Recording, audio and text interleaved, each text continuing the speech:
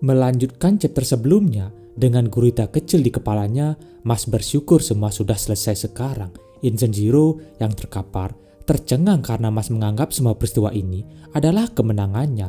Padahal banyak pihak manusia telah menjadi korban. Terlihat masyarakat membantu satu sama lain. Beberapa dari mereka ada yang terluka bahkan meninggal. Belum ditambah para penyihir. Mendengar itu, Mas memikirkan sesuatu. Dia bertanya apakah Inzen Zero bisa mengembalikan semuanya. Dengan sisa kekuatannya sekarang, Inzen Zero bisa saja menghidupkan mereka serta mengembalikan semuanya. Tapi untuk apa berbuat baik di saat dia telah melampaui batasnya, dan kenapa harus Inzen Zero yang menanggung permintaan Mas itu? Mas terdiam sejenak, lalu dia mengatakan sesuatu pada Inzen Zero. Itu memang takkan menghilangkan apa yang sudah kau lakukan ataupun membuatnya jadi sedikit lebih baik. Tapi jika di 5 menit terakhirmu kau menyadari yang kau lakukan itu adalah salah, bukankah membenarkan hal yang salah itu ada langkah ke depan yang besar, kata Mas. Inzen Zero terdiam. Dia memejamkan matanya sambil memikirkan permintaan serta perkataan Mas barusan.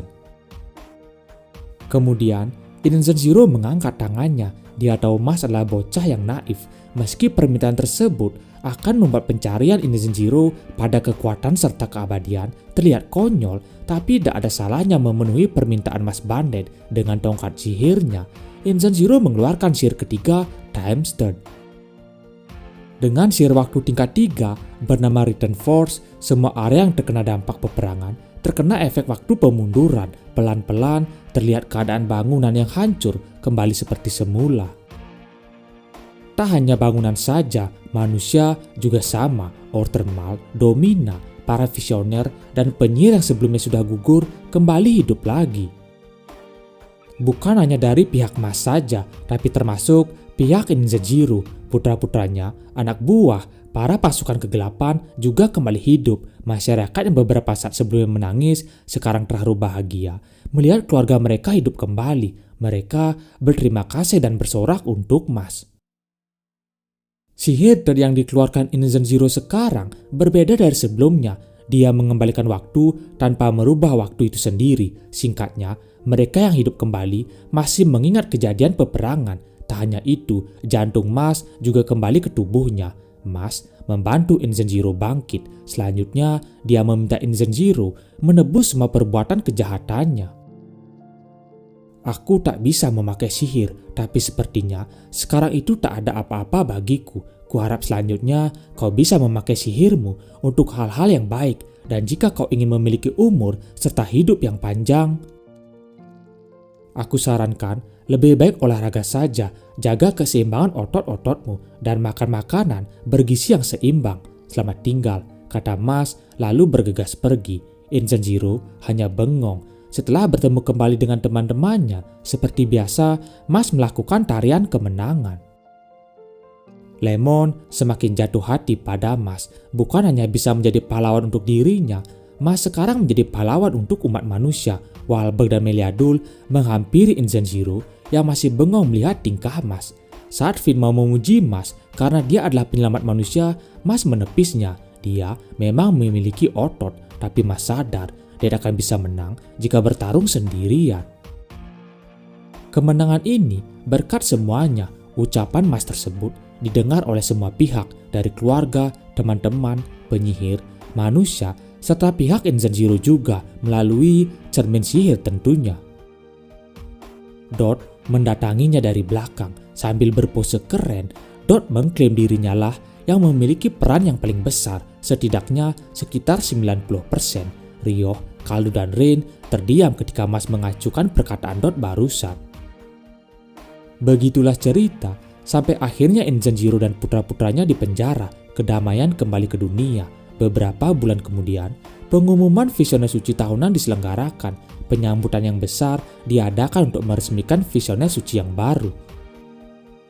Di aula pelantikan Visioner Suci, banyak kalangan menghadiri perayaan tersebut. Meski banyak yang terjadi pada ujian akhir kemarin, tapi mereka semua sudah tahu siapa orang yang paling berperan untuk masyarakat tahun ini. Meskipun beberapa masyarakat ragu apakah memberi hak selain pengguna sihir akan kembali menimbulkan kontroversial di kalangan biru sihir, pembawa acara lalu memulai perayaan.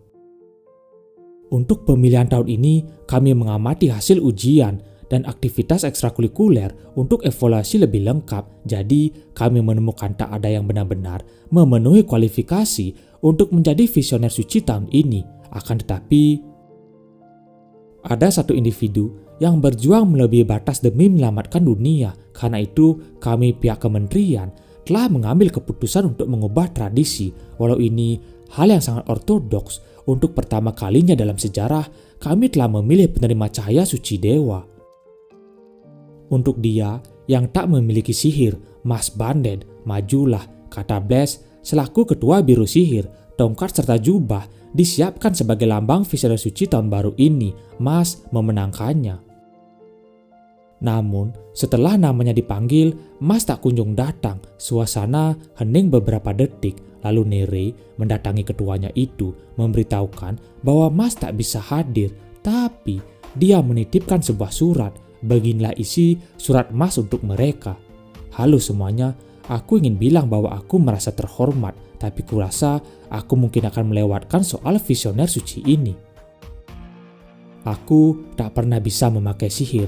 Aku melakukan yang kulakukan karena bahkan mereka yang tanpa sihir harusnya bisa hidup dalam damai hanya dengan mendapatkan pengakuan dari semua orang. Aku sudah mencapai tujuanku. Jujur saja, aku rasa semua orang berhak mendapatkan hal itu. Mereka yang tanpa sihir, sang siskon dan sang pengecut, sang anak tak populer dan sang penghayal. Mereka yang pernah melakukan hal buruk, dia yang tergila-gila dengan aturan, dan sang narsistik. Mereka yang hanya ingin cinta orang tuanya, atau dia yang lebih mementingkan kekuatan, sang pengkhianat, sang telanjang dada. Jika kita semua bisa hidup dalam damai, itu akan sangat indah. Aku serahkan sisanya pada Lens, dia bisa mengatasinya. Oke, jadi itu saja yang ingin aku sampaikan. Begitulah isi surat Mas yang dibacakan oleh Nere. Di saat semua masyarakat bingung apakah isi surat itu benaran dari Mas atau akal-akalan biru sihir saja, kepala sekolah Walberg serta para visioner tepuk tangan. Itulah sifat Mas yang mereka kenal. Sementara di rumah kakek Vanded, flashback kembali terjadi seperti di awal cerita saat kakek Vanded memperkenalkan dirinya menjalani rutinitas pagi setiap hari dengan secangkir kopi. Lalu anak angkatnya yaitu Mas datang merusak pintu rumah.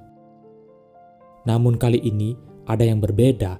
Mas datang merusak pintu dengan kebahagiaan serta pengakuan yang berhasil dia dapatkan dari semua orang, terutama teman-temannya. Akhirnya Mas kembali pulang untuk hidup bersama kakek Vanded. Tak lama kemudian, teman-teman Mas mulai datang berkunjung. Finn tiba paling awal. Mas memasak sendiri di dapur untuk membuatkan mereka semua kue sus. Kue sus selesai dibuat. Kue bikinan Mas terlihat enak dan lezat. Dia berusaha keras membuatnya karena Mas ingin menjadi pembuat kue profesional. Tiba-tiba seseorang datang. Dia adalah Lemon. Ternyata Lemon datang paling awal, mengawasi gerak-gerik Mas bagaikan Spider-Man, menempel di atas langit-langit rumah. Dia ingin segera tinggal bersama dengan Mas. Dot yang mendengar itu berubah menjadi liar. Dia terbakar api cemburu. Seorang lalu mengetuk pintu. Mereka adalah Lens dan adiknya Anna. Karena ini pertama kalinya Mas, Dot dan Lemon melihat Anna, mereka mengira Lens sudah gila, pencuri anak kecil. Mereka bertiga tak percaya visioner suci yang baru adalah seorang pedofil. Lens menjelaskan semuanya. Dia sengaja mengajak Anna bertemu dengan mereka. Anna sembuh sejak epidem kalah. Dengan sopan sambil membungkuk, Anna berterima kasih kepada Mas dan kawan-kawan karena sudah menjaga kakaknya. Dot, si pencinta wanita manis, berniat membawakan Anna kue sus bikinan Mas. Melihat adiknya ingin dipegang oleh orang macam Dot, Lens marah besar. Padahal Dot hanya ingin berbuat sopan seperti biasa. Perkelahian di antara mereka tak terelakkan, sedangkan Anna asik bersama dengan Lemon dan Mas. Tamu lain datang lagi. Mereka adalah Wahlberg, Rin, dan Rio. Rio datang ingin berterima kasih secara pribadi dengan Mas. Setelah mengucapkannya, Rio langsung mencari cermin di rumah kakek Van Dad. Dia tak mau tampil mengecewakan. Rin berusaha sok keren. Dia meminta maaf atas sikap Rio. Setelah Rin berterima kasih juga secara formal dengan Mas dan menyadari ada kelinci di luar, dia malah langsung berlari keluar rumah. Semua orang sangat aneh di mata Mas sekarang. Wahlberg menghampirinya. Dia mewakili dunia sihir untuk menyampaikan rasa terima kasih karena telah menyelamatkan dunia. Mas benar-benar meluluhkan hati orang-orang, bahkan seorang Order Mart sekalipun. Order kagum dengan tindakan heroik Mas Bandit. Pintu kembali terbuka. Kini hadir Brad. Dengan malu-malu, dia memperingati perjanjian mereka di awal. Jika suatu hari Mas berhasil menjadi visioner suci, tentu itu soal hadiah uang serta yang lainnya. Apalagi ini semua bermula dari idenya Brad.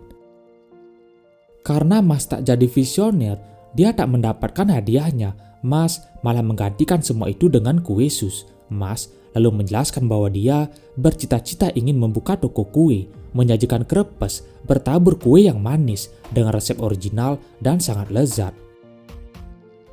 Mas terus mengulangi kata-katanya itu, berharap Brad melupakan perjanjian mereka di awal. Brad yang tak punya pilihan lain, hanya pasrah. Dia memakan kue sus bikinan Mas sambil menangisi nasibnya karena gagal mendapatkan uang yang banyak. Dan begitulah Mas Bandit dipilih menjadi visioner suci tanpa sihir pertama di dunia sihir, meningkatkan hidup semua orang tanpa sihir. Pada waktunya, kebencian dan diskriminasi pada orang yang tanpa sihir akan hilang seluruhnya. Mas dan teman-temannya selamat di rintangan dan petualangan selanjutnya dan hidup bahagia dalam damai.